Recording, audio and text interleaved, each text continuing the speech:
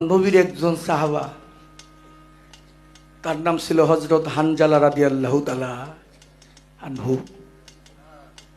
হযরত হানজালা রাদিয়াল্লাহু তাআলা আনহু আমার নবীরে ভালোবাসত। নবী, আপনারা জানেন, ইসলামের ইতিহাসে 27 থেকে মতান্তরে 28টা যুদ্ধ হয়েছিল। তার মধ্যে একটা যুদ্ধ হয়েছে ওহিদের যুদ্ধ। যে ওহিদের যুদ্ধের মধ্যে আমার দয়াল নবীর দন্ত মোবারক শহীদ হয়েছিল। দন্ত মোবারক শহীদ হয়েছে দয়াল নবীর। ইয়মান শহর থেকে ওয়াসকরণী পাগল জানছে, দেখেন গুরু প্রেম কাকে বলে। জানতে পারছে নবীর একটি দন্ত শহীদ হয়েছে, হাতের মধ্যে পাথর নেয়া ওয়াসকরণী পাগলের 32টা দন্তই ফেলে দিয়েছে। প্রেমিক হইলে এমন হইতেও, ভক্ত হইলে মন হইতেও, আশেক হইলে মন হইতেও। হানজালা ওহিদের যুদ্ধে যাওয়ার 3 দিন আগে আমার দয়াল নবী নিজে হানজালাকে বিয়ে করাইছে। কেন? হানজালার ঘরে মাও ছিল না, বাবাও ছিল না। হানজালা নবীর কাছে আসছে, নবীরে ভালোবাসছে, নবীর কাছে বায়াত হইছে। হানজালাকে আমার দয়াল নবী ওহিদের যুদ্ধে যাওয়ার 3 দিন আগে বিয়ে করাইছে। 3 দিন পরে যুদ্ধে যাবে, যুদ্ধের জন্য রওনা হয়েছে, সাহাবাদেরকে বাছাই করতেছে। আর ওই সময় হানজালা নবী সামনে গিয়ে হাজির হয়ে গেছে। আমার নবী কয়, তুমি হানজালা না? জি হুজুর। কই যাইবা? আল্লাহর নবী, আমি যুদ্ধে যাবো। আরে কি কও, তুমি যুদ্ধে যাবা?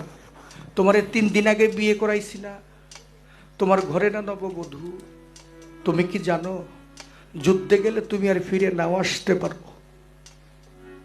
তাহলে যেই রমণীটা তোমার ঘরে আসছে, সে কার মুখের দিকে তাকায় থাকবো? আমার মায়েরা যখন স্বামীর ঘরে আসে লাল বেনারসি পরে আসে, আর যখন স্বামীর ঘর থেকে জগৎ স্বামীর ঘরে যায়, তখন সাদা মার্খিনের কাপড় গায়ে জড়ায় দিতে হয়। আমার দয়াল নবী বলে, হানজালা তুমি যুদ্ধে যাইও না। হানজালা কয়, না, আমি আপনার কথা শুনবো না, আমি আপনার সাথে যুদ্ধে যাব। নবী কয়, তুমি যুদ্ধে যাবে? তুমি কি যুদ্ধ কোনোদিন করছো? কয় না। কইতে, তুমি কি ঢাল চালাইতে পারো? কয় না। তলোয়ার চালাইতে পারো? কয় না। কইতে, তুমি যুদ্ধে যাইবা কেন? হানজালা 2 চোখের পানি ছেড়ে বলে, নবী, আমি কোনোদিন এই হাত দিয়া ডালও ধরি নাই, আমি কোনোদিন তলোয়ারও চালাই নাই। নবী গো, আমি এতটুকু করতে পারবো, যুদ্ধের ময়দানে কাফেররা যদি আপনার বুকের দিক লক্ষ্য করে তীরটা মারে, আমি ওই তীরটা যেন আমি হানজালা আমার বুকের মধ্যে নিতে পারি। আরে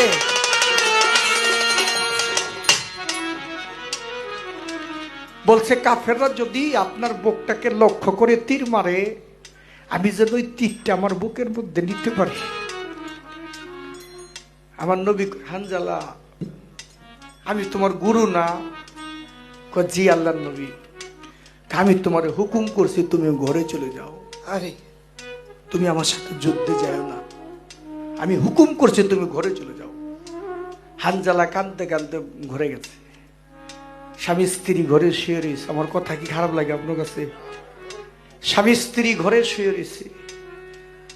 রাত যখন গভীর হয়েছে, মদিনার মধ্যে কে যে নয়া বলতেছে, মদিনাবাসী তোমরা কি এমনি ঘুমায় রয়েছ? তোমরা কি জানো ওহিদের ময়দানে আমার দয়াল নবী শহীদ হয়ে দয়াল রে ও রে দরদি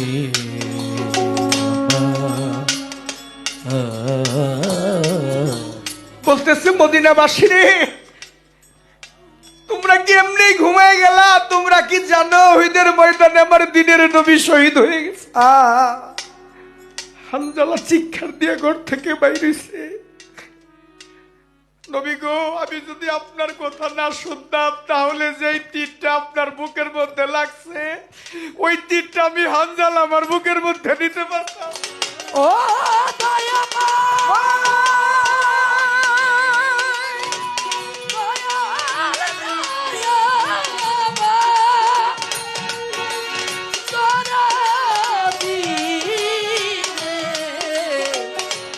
বান্ধব রে আমার দরদি